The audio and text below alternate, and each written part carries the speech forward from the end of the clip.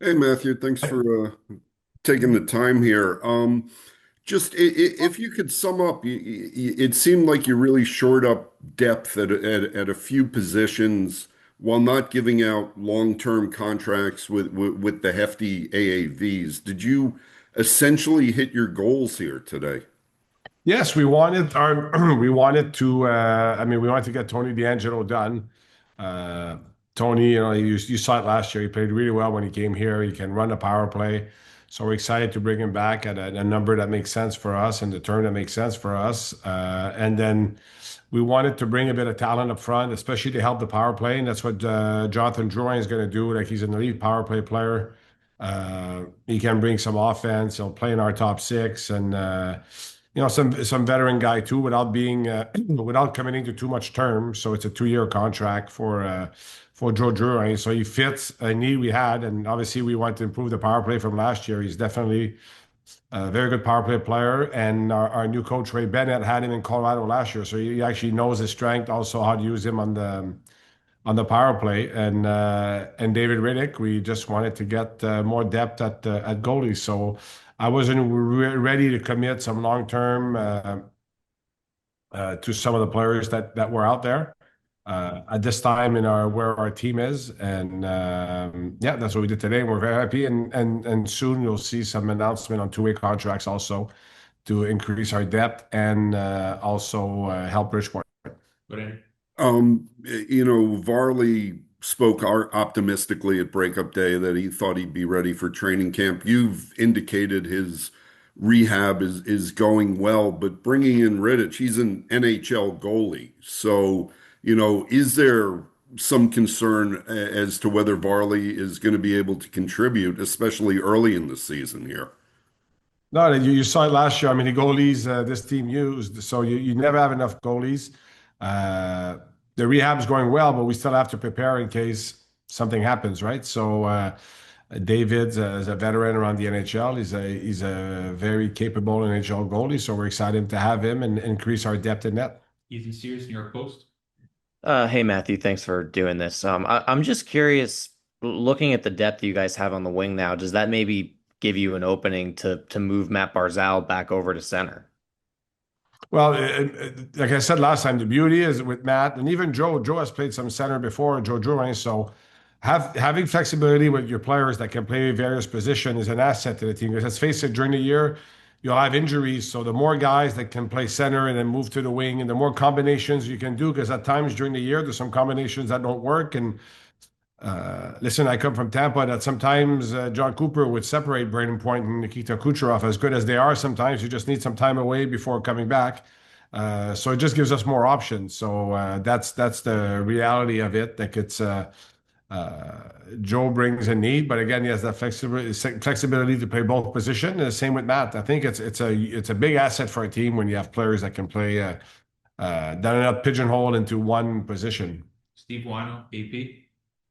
Hey, Matthew, what did you make of the market in general today? Obviously, the cap went up, not a whole lot of players available. But what did you make? It seems like a very player-friendly market.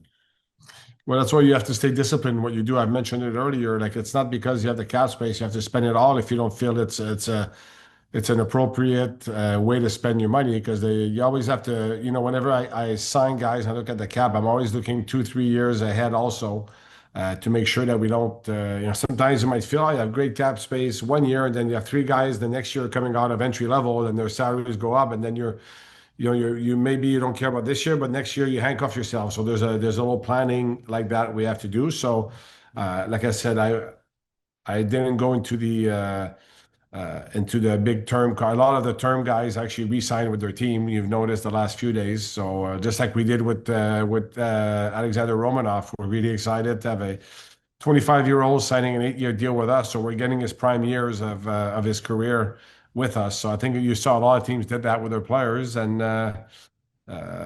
obviously, sometimes at this time of year when there's more cap space than teams have been accustomed to in the last few years people might want to push for a higher cap number on some players. That's where you have to stay disciplined, and that's when you have to make sure that you do your research. You know what the value of the player, and make sure you don't overpay because one contract might not hurt you now, might hurt you later. So I think we stayed disciplined today, and in all honesty, I think we've improved the team. Stefan Rosler, the Hockey News.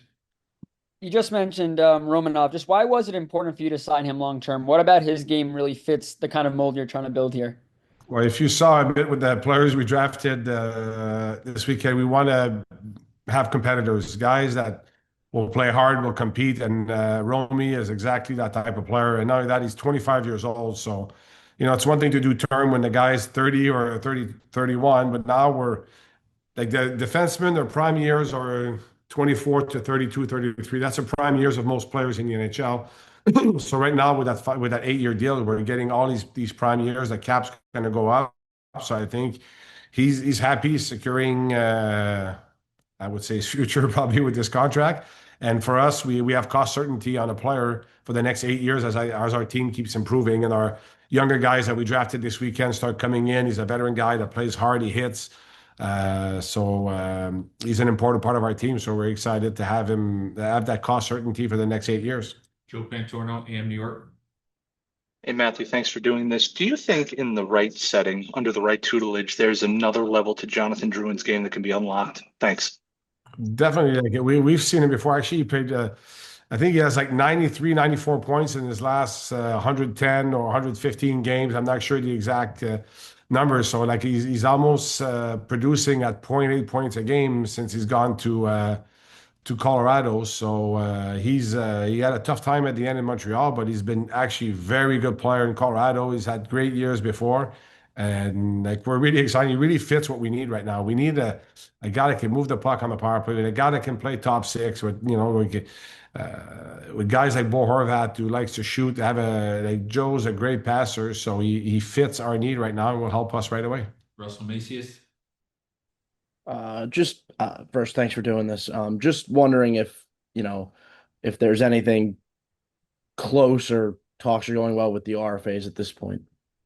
Yeah, like I said, we got Alex Romanov done yesterday. We're very close on the others, so I don't expect any issues. I hope to have at least one done in the next day or so. So yeah, we're in a good position right now. So obviously when you plan your cap, you have to budget for those guys, and those can always drag on, but I don't expect it to be too hard. So I like where our cap situation is. I like where our roster is.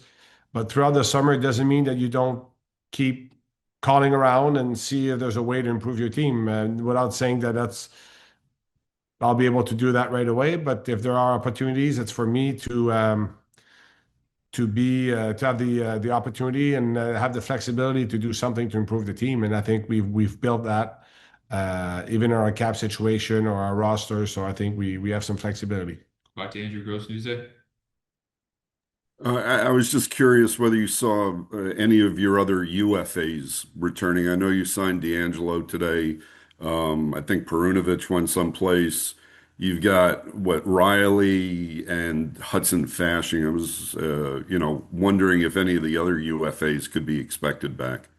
Well, at this point, I don't think so. I think we've once you look, obviously, you have a certain number of contracts that can give out during a year, and after we're going to announce, not that we didn't want to announce them before this media availability, but we're waiting for the contracts to come in. So we have we'll sign a few two-way contracts, and with our roster right now, like you can also have 24, 25 guys on one-way contracts because you can only 23 can be on the roster. So at this point, I don't think we'll be bringing those two players back. We'll switch over to French. Guillaume Lefrancois. Yeah, that was good. Good French accent. See that? Yeah, that was really good. Thank you. Salut Mathieu. Je voulais juste savoir au sujet d'Emil Heinemann, maintenant que ton puzzle là, de line-up est un petit peu plus clair, où est-ce que tu le vois fitter là-dedans? Puis est-ce qu'il fait partie de vos candidats pour jouer en piqué un petit peu cette année? Ben, ça va être à Patrick de décider. Puis, tu sais, j'aime beaucoup Emil Heinemann. Là. À Tampa, on l'aimait beaucoup aussi. Quand j'étais là, à le voir jouer, quand j'étais à Tampa, on l'aimait. Puis, quand j'ai eu l'opportunité de l'avoir dans la transaction, je voulais l'avoir. C'est un joueur tu sais, qui patine bien, il a une bonne force physique, il a un bon lancer, il est bon sur l'échec avant. Je pense qu'il y a encore beaucoup de progression qui peut arriver avec Emile. Il est encore jeune, il vient de passer sa première saison complète dans la Ligue nationale. Donc, tu sais, je m'attends à ce que, en tout cas, on espère une belle éclosion avec les Islanders. Parfait. Puis, juste une petite rapide au sujet de Samuel Bolduc. Est-ce qu'il est complètement parti, le fait qu'il n'ait pas été qualifié, ou c'est encore une possibilité que vous le Pour rameniez? l'instant, on l'a pas qualifié, donc on laisse avoir une opportunité ailleurs. OK, parfait. Merci beaucoup. Everybody got that in French? We're all learning. All right. Anybody else? I think we're good. All right, guys. Thank you. Thanks, everyone.